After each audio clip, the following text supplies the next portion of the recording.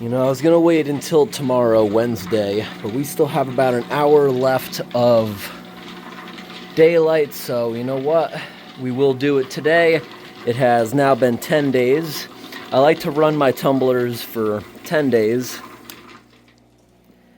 Most people do 7, but sometimes I feel like I put extra grit in there, and so I don't waste it. I make sure I run it until the grit is useless. Someone was just asking me if I can reuse the grit. No, I cannot.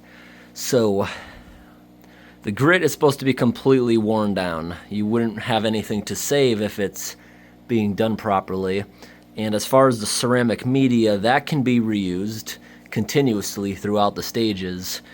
Those packs even came with plastic media and foam media. I wouldn't recommend using any of those because the plastic media is soft. The grit can get stuck in it, and then if you proceed it to the next step, the grit from the coarser stages, step 1 and 2, can move on to the polishing stages and scratch your rocks as you're polishing them. But you can't isolate and reuse the plastic media just for that step, but you cannot proceed with it. And once I start a new batch of rocks, I'm going to see if I have any better luck. I'm going to start washing the rocks between the stages. So today, these 3 tumblers are coming off of stage 5, 8,000 grit. Today they're going to move on to step 6, 12,000 grit. All 3 of these ones, and they should be completely done in 10 days. And maybe to lock in that polish, if they don't naturally hold it. Most people don't go beyond stage 4, but we're doing 5 and 6, and they even have a 7, which is 18,000. That's to try to get it so smooth that it has a reflection. It's shiny. It looks like it's wet all the time. Some people will actually spray a polish on, but I'm trying to achieve the polish just because it's actually that smooth. So we're going to bring all these outside and proceed them. This one here has been on coarse, aggressive grit for now 3 switch outs. That's totaling 30 days because we do 10 days at a time. 30 days this was spinning. Hopefully today we can start proceeding on to step 2. It's not because step 1 wasn't exactly smooth, it's because there was a lot of rough edges. I really wanted it to be rounded off, not exactly polished, being having defined corners of edges like a box. I want it to be more round like a potato because I put a really big piece of amethyst in there, while the other tumbler has amazing Cape Cod rocks. So I think in 10 days, if these ones are done with this step, step 6, hopefully we can get all these ones in. These are from Moosehead Lake in Maine. I have a couple, there they are, from Chamberlain Lake in northern Maine. Look at this beautiful bluish green rock. It looks even better when it's wet. I think I have to rinse it again. It's corroding a little bit actually, see that? It's because we soaked it in iron out, and it looks like there's iron deep in there that it actually corroded, so we gotta wash this one up again. Yeah, we were cleaning that with iron out. I think that's a big piece of jasper. Those small ones I want to put in here along with all these. Someone was saying this is ceramic. I don't think it is. I think it's just a really cool rock because I've seen other ones just like it in totally different places around northern Maine. These ones came from Zealand River in New Hampshire. But I'm hoping that all this and those 4 over there will fit in these 3 next cycle. I'm also going to wipe up this a little better. It was squeaking earlier in the week and I oiled it. Now I just got to wipe it up. I think I'm going to change the piece of cardboard so it doesn't ruin my concrete floor. And this one over here, we'll also check to see if it needs any sort of oiling. And this one certainly doesn't need belt dressing. We put belt dressing on them all. It stops them from dry rotting and it helps the belt grip. This is basically the opposite of oil. It's like you're touching a sticky trap for mice or roaches. And I think when I clean this, I'm also going to clean the floor a little bit. There's oil on the bottom of this. We got to wipe up some of this, but let's bring all this outside. All my buckets are marked just to make sure I don't accidentally use anything like iron out or even the grit from these mixing with the aquariums. Aquariums are doing good. I gave them some vegetables and stuff. The big crayfish really like the cucumber and the green apple, not really the carrot. The little crayfish tried the carrot. Everyone loves the cucumber. No one's really touching the apple, so I know next time I'm probably only going to buy cucumber. Everyone likes it. The snails didn't touch it, to be honest. I didn't see that. But the crayfish, goldfish, they were all eating it. The Plecostomus, you liked it. The white suckerfish liked it. All right, let's go find a bucket that we can use. These are my chemical buckets that I've been using back here for iron out and stuff. Keep them labeled because plastic, something like iron out, can get into the plastic and be released if you have fish in there for whatever reason. So let's put that in there. I'm going to carry them all up and out of my basement in this bucket so I don't have to make multiple trips, clean everything, and I'll come on back down. So far I see major progress with step 6. Very, very shiny looking there. But step 7 hopefully will lock in that shine even more. I use my fingers like this. You gotta spread the edge on all of them like that. Then you can open them up. I'll show you what everything looks like once I rinse off everything out here through a strainer and a bucket. These final polishing stages are absolutely working. Look at this. These have been sitting out drying, and this is what they look like dry. They're dry, and they have a mirror finish on them.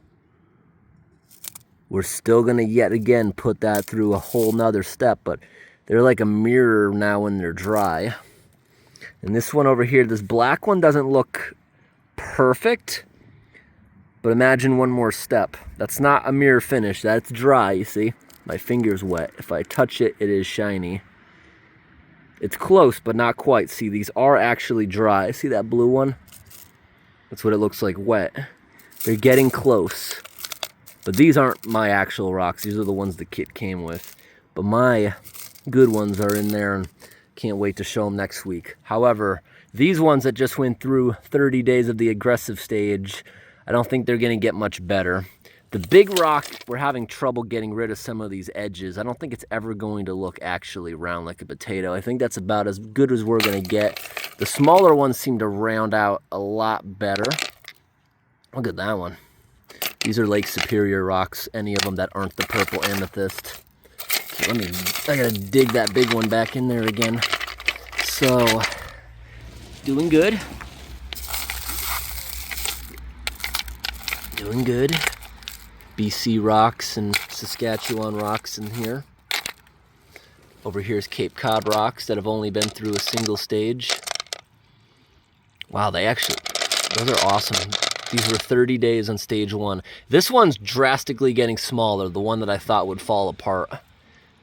But we're finally done with the aggressive stage, and these green ones, wow. It has to be wet for it to be pretty. But we're gonna lock that in just like we are with the ones now going on stage 6. See, I got the mister. We can make those ones look good again. But these are literally dry. Now they're wet. They look almost as if they're wet when they're dry, and that's the goal of rock tumbling. So, stage 6 tonight. Stage 6. These 3 should all be done in 10 days. And right here, we're gonna proceed both of these to step 2.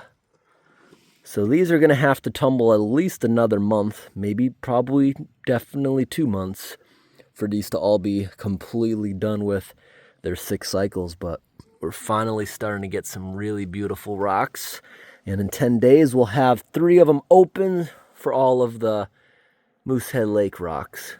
All right, we're back inside. Everything is nicely organized. This is step 2 grit that we just added in here. 6 tablespoons in each, 1 tablespoon per pound, and that's why I run it a little extra to make sure everything's ground down nice. Over here, step 6, 12,000 grit, I cleaned up everything, re-oiled, make sure there was no drips, replaced the cardboard, nice and neat. I like to do that at least once a month. Oil everything, make sure there's no squeaks, premature wear and tear. These are meant to run years on end without stopping, but they do need maintenance. So, these I think all have enough ceramic beads that help cushion it as it's spinning. But we're going to add some ceramic beads over to this one, which has never had them. In step 1, I don't put ceramic beads because the ceramic beads stop the rocks from banging against each other, scratching them when you're trying to polish them.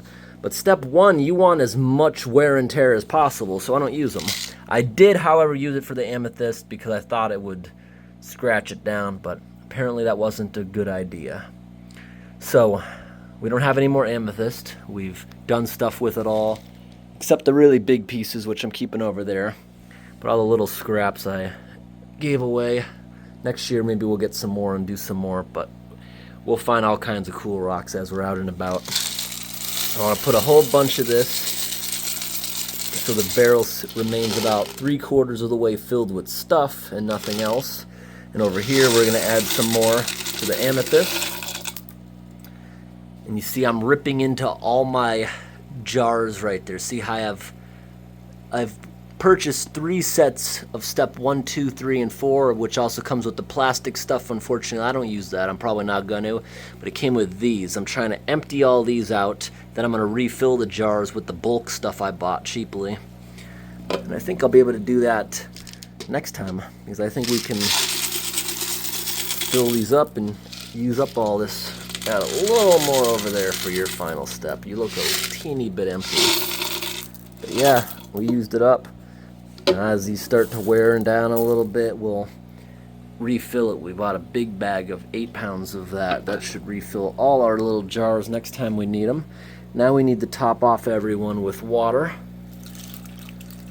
I just want it to be slightly under like that.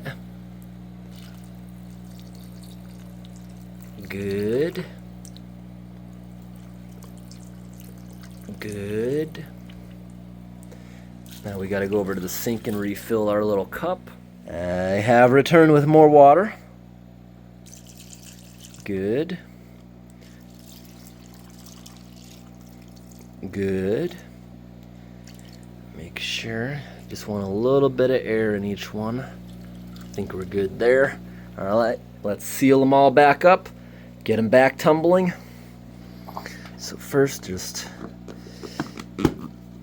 I think next week I'm going to set up my tripod. I'm going to show you every step in detail.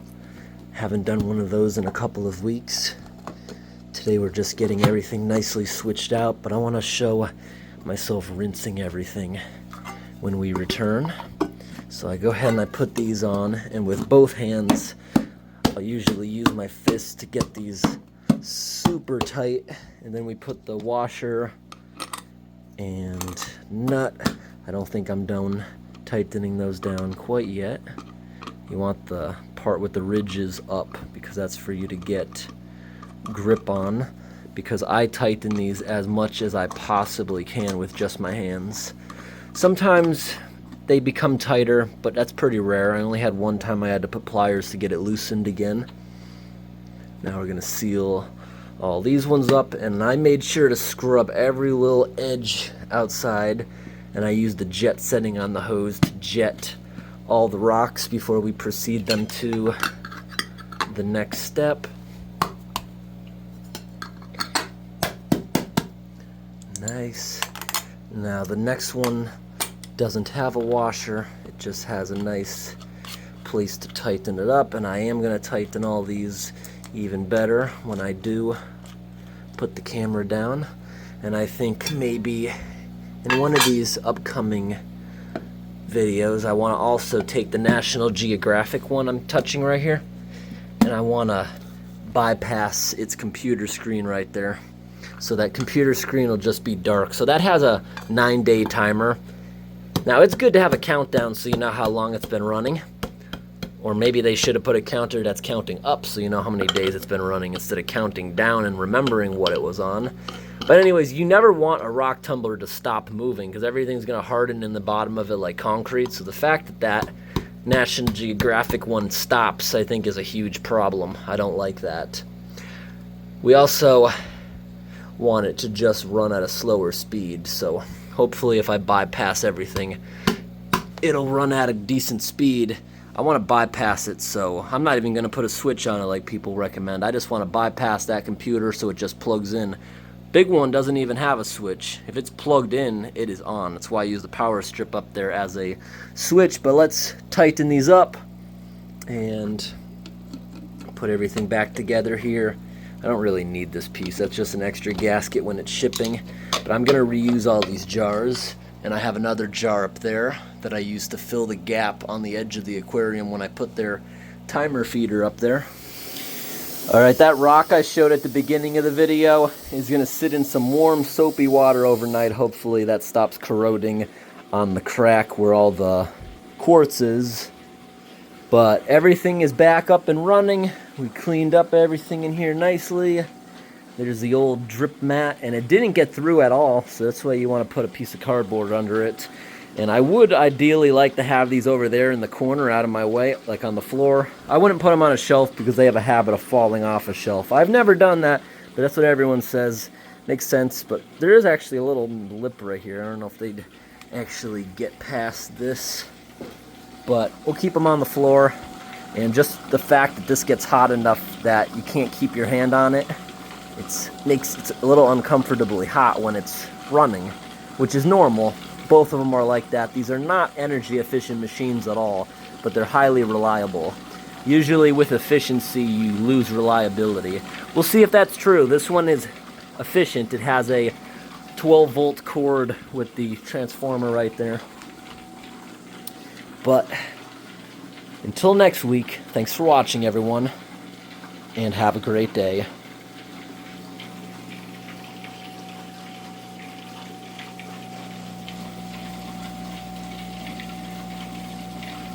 That's a big snail.